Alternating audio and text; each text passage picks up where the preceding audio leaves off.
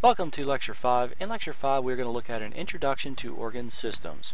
It is a brief video showing the types of organ systems that you have in the human body and some general functions that they do. The first idea is that all organisms carry on metabolism, and in order to do so they must exchange nutrients, waste, and gases.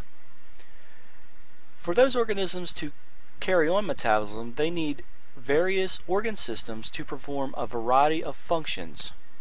In humans, there are 11 organ systems that I will talk about.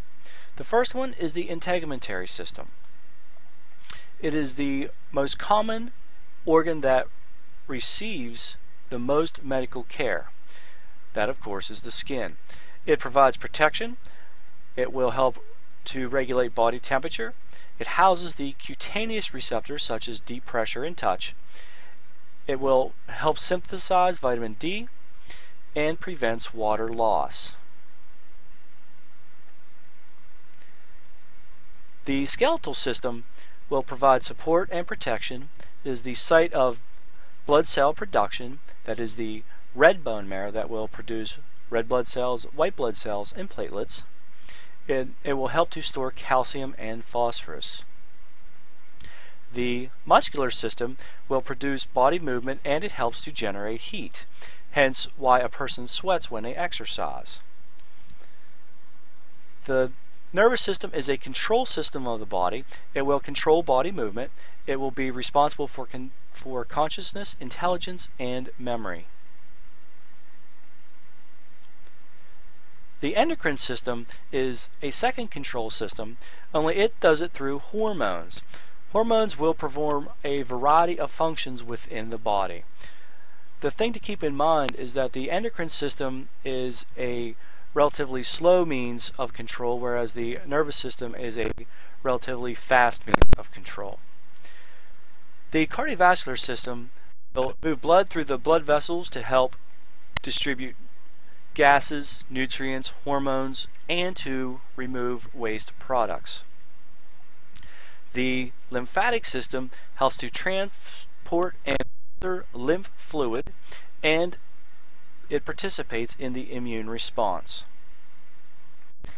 The respiratory system is exchanging gases, that is carbon dioxide and oxygen, between the blood and the air. The urinary system will filter blood and remove waste products, and in the process expels urine. The digestive system will break down food materials, absorb the nutrients, and expel the solid waste products.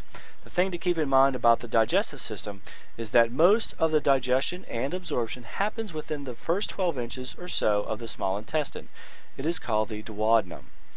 Both the male and female reproductive system will produce the sex cells and hormones. In the male, it will transfer the sperm to the female for conception, and in the female is the site of fertilization and growth of the embryo and fetus.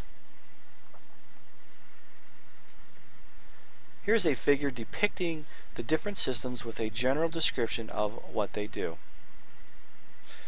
It includes the integumentary system, the skeletal system, muscular system, and nervous system.